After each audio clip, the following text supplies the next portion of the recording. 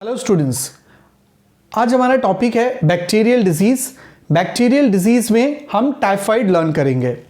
So in bacterial disease will be learning about the typhoid. Now this typhoid is also known as by some other name.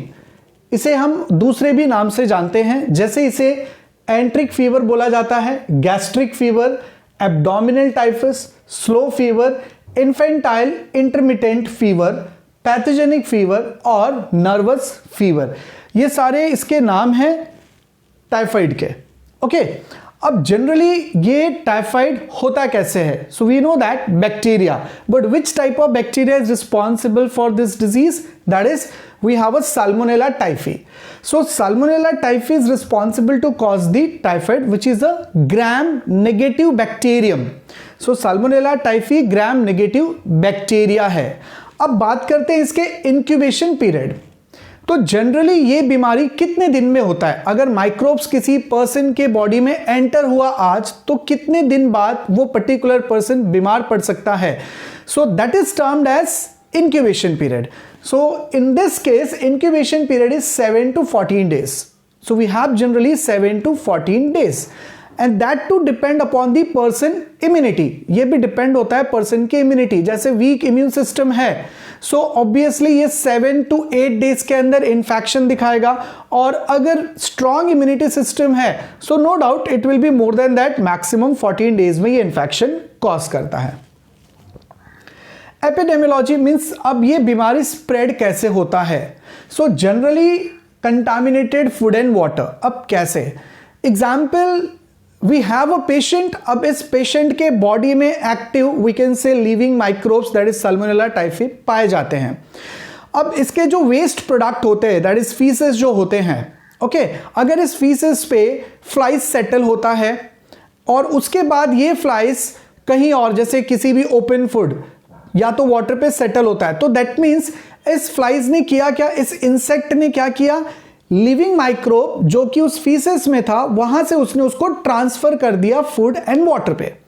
अब ये food और water जैसे person intake करता है, automatically this living cell that is Salmonella typhi उसके body में enter कर गया, and now after incubation time that is 7 to 14 days में वो पर्टिकुलर पर्सन के बॉडी में वो इन्फेक्शन देखा जा सकता है। So this is the way how basically ये बीमारी स्प्रेड होती है। सिम्टम्स, अब अगर पर्सन को टाइफाइड हुआ है तो क्या सिम्टम्स है, कैसे हम आइडेंटिफाई कर सकते हैं, पता कर सकते हैं? सो कुछ कॉमन सिम्टम्स है, जैसे abdominal pain, constipation, intestinal perforation. Yes, अब यहां ये सल्मोनेला टाइफी करता क्या है? ये सल्मोनेला टाइफी हमारे इसोफेगस से होता हुआ स्टमक में जाएगा।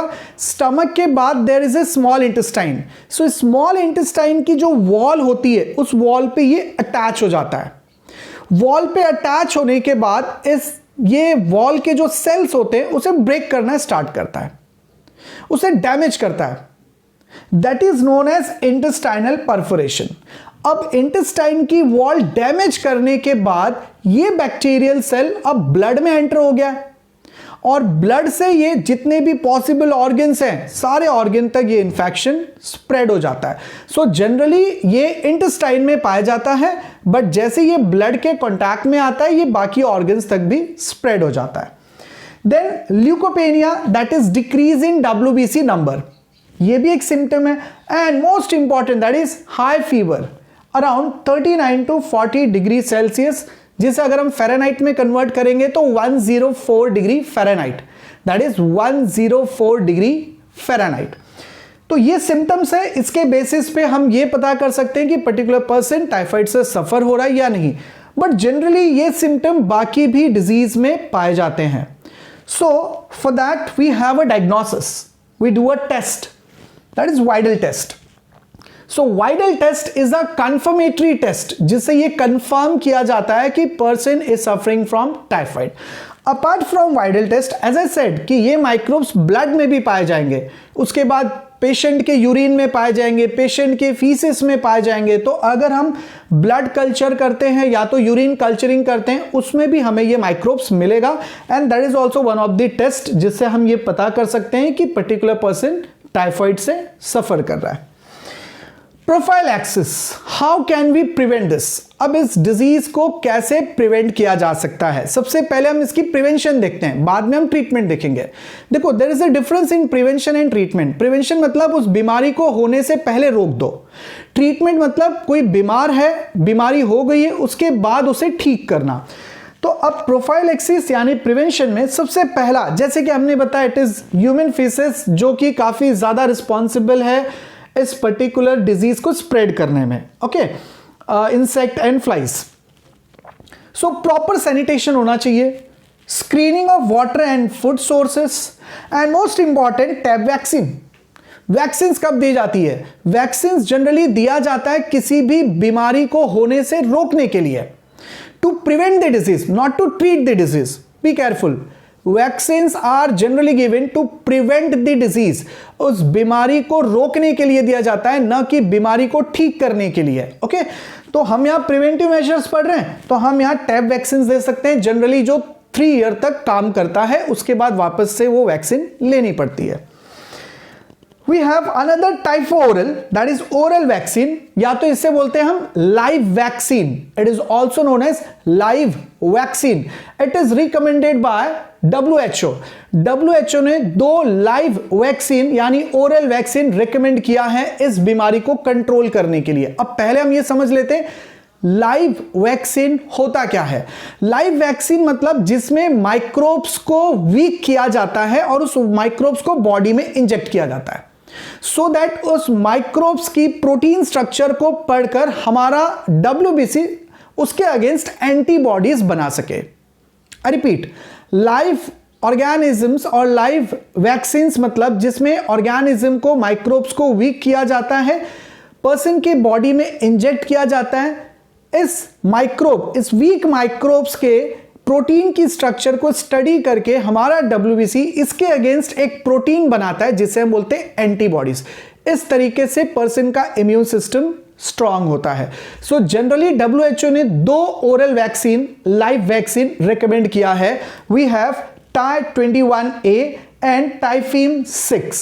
आई repeat, it's a TY21A and Typhim 6। ये 2 oral vaccine is recommended by WHO। Now therapy, sir treatment कैसे करना है इसका? So very common standard drugs हमारे पास है। अगर पर्सन टाइफाइड से सफर हो रहा है तो फिर we have a very standard drugs, that is chloramphenicol. ये बहुत कॉमन ड्रग्स है जो जनरली टाइफाइड ट्रीटमेंट के लिए दिया जाता है। Apart from that we have another antibiotic also. हमें मालूम है antibiotic bacterial as well as fungal infection को ट्रीट करने में काफी हेल्पफुल है। जनरली एंटीबायोटिक वायरल इंफेक्शन को ट्रीट नहीं करता है, ये किसे ट्रीट करता है? Bacterial and fungal.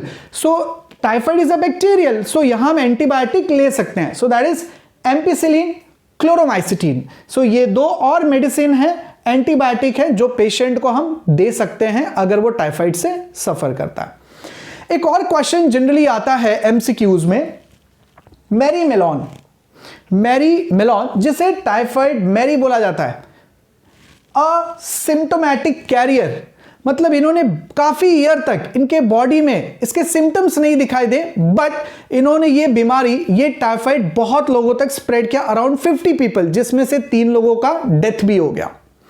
अब कैसे इन्होंने ये डिजीज स्प्रेड किया? As I said, see proper sanitation से हम इसे रोक सकते हैं। That means she was a cook by profession, she was a cook. तो ये unhygienic conditions, like we can say proper hand wash नहीं करना, क्लीन नहीं करना एंड डायरेक्टली फिर कुकिंग वर्क में लग जाना, तो इससे क्या होता है कि जो भी जर्म्स थे, जो भी माइक्रोब्स थे, वो उस फूड में ऐड हो गए और जितने लोगों को ये फूड सर्व किया गया ऑटोमेटिकली उनको भी ये टाइफाइड बीमारी देखी गई और they were suffering. Is this clear? Now question ये आता है कि सर साल्मोनेला टाइफी पैथोजेनिक क्यों है? पैथोजेनिक मतलब, pathogenic means the one which have a tendency to cause infection. अब साल्मोनेला टाइफी में ऐसा क्या है जिसके वजह से ये इन्फेक्शन कॉज करता है? So we can say sir इसका जो आउटर मेम्ब्रेन है ये बना हुआ है लिपोपॉलीसेकेराइड से। किससे बना हुआ है? लिपोपॉलीसेकेराइड से। दैट इज साल्मोनेला टाइफी का outer membrane is made up of lipopolysaccharide, जो उसको बाहर की एनवायरमेंट से प्रोटेक्ट करता है। किसको प्रोटेक्ट करेगा? साल्मोनेला को।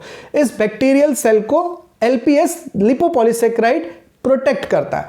जनरली ये लिपोपॉलीसेकेराइड की अगर हम बात करेंगे तो इसमें हमारे पास है, वी हैव एंटीजन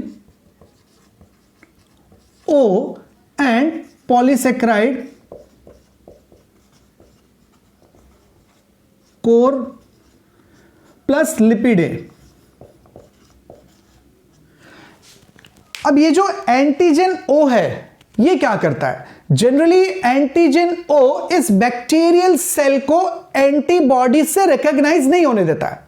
जैसे ये बैक्टीरियल सेल बॉडी में एंटर हो गया तो इसे कौन पहचानने की कोशिश करेगा, रिकॉग्नाइज कौन करेगा? दैट इज WBC से जो प्रोड्यूस हुआ है एंटीबॉडीज। तो ये एंटीजन क्या करता है? इस एंटीबॉडीज को ब्लफ करता है, इसको आइडेंटिफाई नहीं होने देता। तो जब एंटीबॉडीज हमारा इसको आइडेंटिफाई नहीं कर पाएगा तो ऑब्वियसली इसे किल और डिस्ट्रॉय नहीं कर पाता है।